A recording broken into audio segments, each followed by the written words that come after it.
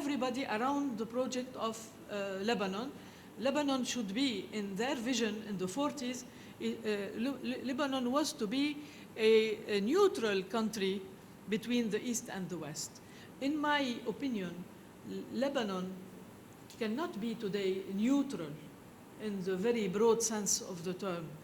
But Lebanon should be on equal distance between different Arab axes. Lebanon should be.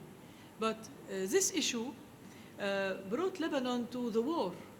And after the war, the Lebanese came to the Taif Agreement as to take some lessons from their own history, and they decided through the Taif Agreement, the provisions of the Taif Agreement talked very well about building citizenship in Lebanon. And I think that this third challenge is ours. And it is the hope that your generation will be succeeding more than ours in building citizenship in the country. Because in doing so, you will give a sense, you will give a flavor to the country. If not, Lebanon has no signification. It has no reason to be. It has no reason to be. So I come back to the second point that makes me a little bit comfortable, but it's a very, it's a real detail. It is when you titled one of your chapters, the Doha Republic.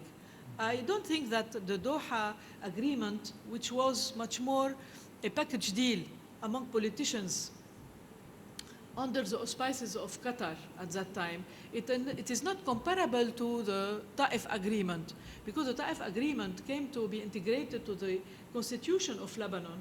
And we can talk about second or third republic when talking about the Taif Agreement, but not about the Doha Agreement, which was something really different. It is not of the same nature.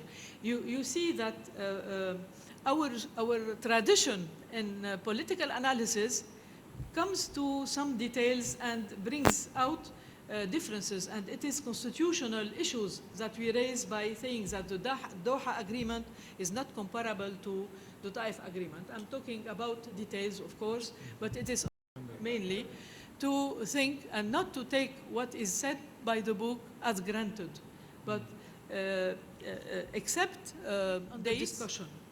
And the issue is not that. I think that students should come from an environment that is open-minded as well, which is not granted in Lebanon, unfortunately. So students have a personal challenge. Each student has a personal challenge to take off his coat when entering the class and when entering LAU, and to try to begin again, to restart. Because if you come with your opinion at the university, you pay so much money. If you have your own opinion, you come in with your opinion, you go out after the graduation with your opinion, you have lost money. You should not come to learn anything if you have all your conclusions already done. I usually say so to my students, but usually the French schools pay less money. But I say your parents are paying money. So if you have your opinion and you don't want to change them, you don't want to discuss, you don't want to listen to anybody, so don't lose money. I would give you a certificate and a diploma and go home, but it's a real loss if ever you don't open your mind to discussion. And I think that the variety in the social fabric of students is very important as well. I think that the Americans were very, well, they are sometimes naive. They were very authentic when someone from the embassy told me one day that they have a real problem in their classes in the United States because they don't have diversity in classes. People used to think the same way. So when I heard him saying so, I thought of the Lebanese classes, our classes at the university, and the social fabrics of the Lebanese, and even of people who come to Lebanon to study from the Arab world and from Europe mainly in our university. I think that it's a chance for students to chat and to have other views than views that they learned from their families and their own environment. And I think that students have also to succeed in the challenge of knowing how to take a benefit from knowing people like Dr. Salamey and reading in his books and taking part to discussions with him and with people who think differently from them. So the social fabric of LAU students and society and community is rich enough to give opportunities to everybody. And I am pleased to say that by reading this book, I am a little bit thinking of why not writing in French or in Arabic, something not alike. Maybe I would go to civil society and the state, because I am much more interested and focusing in my research on civil society. And I think that we cannot talk about politics in Lebanon by isolating the political institutions from the infrastructure, social infrastructure, which is civil society. And maybe it is the title of your new book in the coming years. But I think that you are filling in this textbook, yes, why not? You are filling a deficit in the English literature on the political system and political institution. I know, and I confess, I know, but I don't enjoy it as a Francophone, but I know that there is a lack of books, of literature in English on the political regimes, on the political system, on the political institutions and governments of Lebanon. There is a real, I would say, not a deficit, a real lack. And except some books on the history of Lebanon, like the book of Dr. Fawaz Trabilsi. Of course, we are relatives, not only friends. But there are few books. I don't want to make marketing for books and people here, but I know that in the French territory, only yours. Today it's only yours. So in the French territory and in the Arabic one, we have a lot of books, while in the English field we don't have a lot. And this book is filling a gap, it's filling a deficit, and it is a very courageous initiative that you took, and I congratulate you. And I congratulate you all to have Dr. Salamey as a professor. I wish you the best.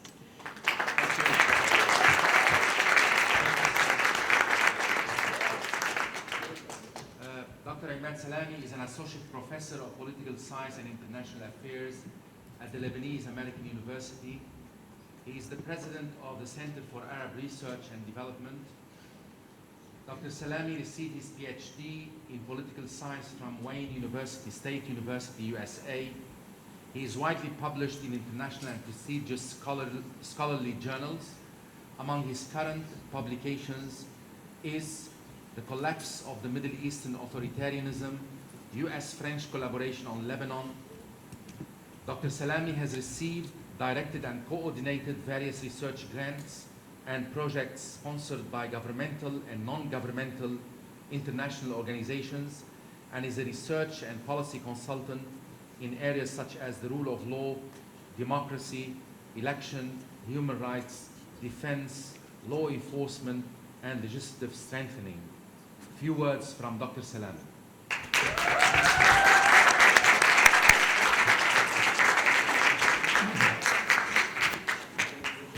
Many thanks for your coming together here. It's such a fortunate situation, despite the weather and despite all the news about the coming collapse of Lebanon due to Alexia. So this is really nice to have such a gathering of Excellency ambassadors of Spain, Excellency ambassador of Netherlands, many colleagues here, friends, my dear students, my family, my wife, Maysoon Shahab, my dear son, Safi Salamey, who've been supportive of me throughout this period. Really, I'm very happy to have such a gathering. I wish we could have these gatherings every time.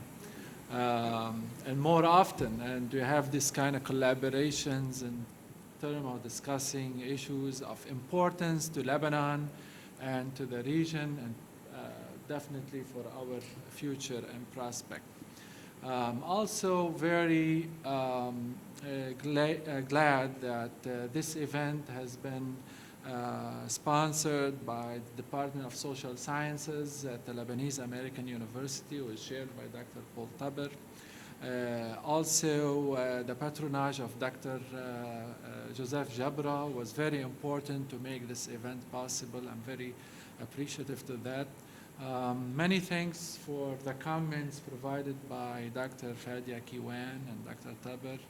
I'm very happy that my book has been a subject of interest, and also various issues raised today by Dr. Kiwan. I take them very sincerely, and I think these kind of deliberation are important to develop our writings and our research and always progress ahead. The history of Lebanon is such a very complex and complicated issue. The fact that Lebanon is made out of many people of different sectarian, economic, cultural, political backgrounds make our interpretation of history not so simple. And it is a fact that today we lack a modern history book in schools due to the controversy and inability for us to come to an agreement of what are the details. And therefore it is quite important, I believe, that us academicians, scholars, politicians, civil society organizations, try to come together and instigate a dialogue and discussion about how we look at history, or how history should be looked at, particularly nowadays. Multicultural societies like United States, Australia, and others have come with certain methodologies whereby, for instance, you could read the history and it can be looked at in the same textbook from a different perspectives, and making it eventually a story with many views. And I think this is very possible here in Lebanon to be advanced, and it would be such a project to be undertaken. With respect to my book, I would like, briefly to acknowledge the contributions of many of my students, research assistants, interns, and colleagues who have helped to bring this book to publication. For several years, my students at the Lebanese American University, just like Dr. Kiwan suggested, being from different political and sectarian and economic and social backgrounds, really turned my classes into forum for research, debate, and discussion, especially on Lebanese politics. I mean,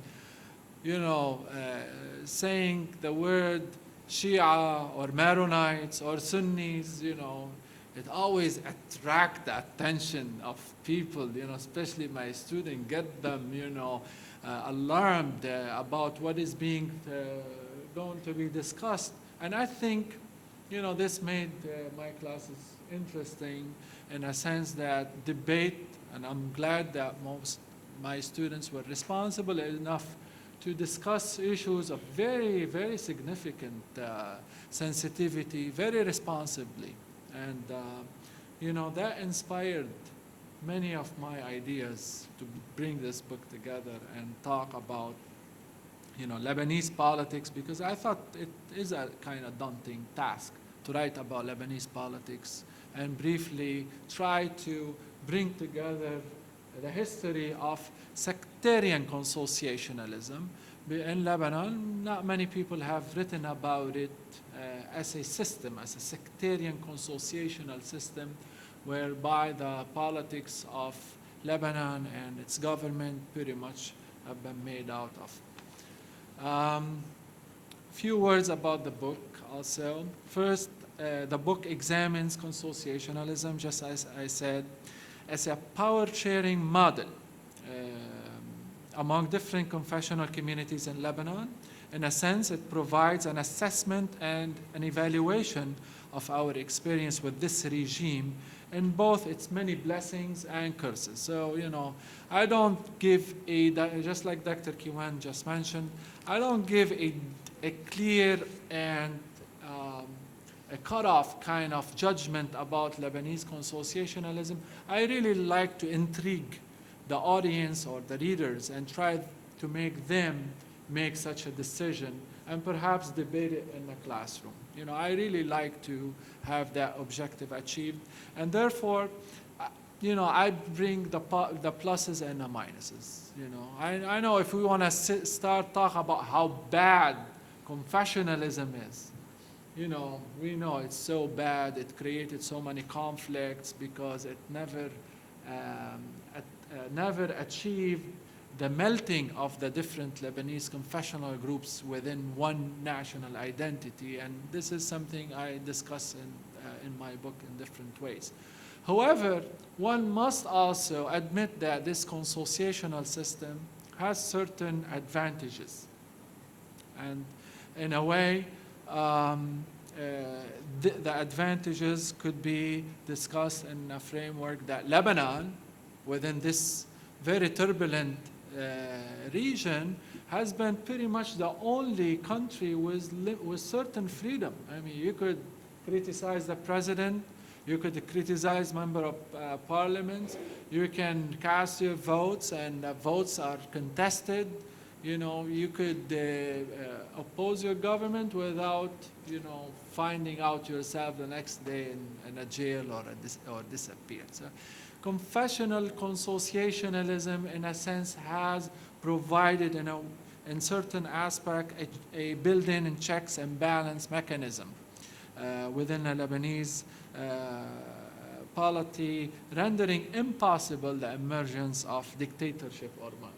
So this is one positive thing, and I think I'm not someone who believes in conspiracy and foreign conspiracies all the time, though it is present at certain level, and therefore I do believe that Lebanon has been founded by its own people with different confessional groups with strong foreign influence.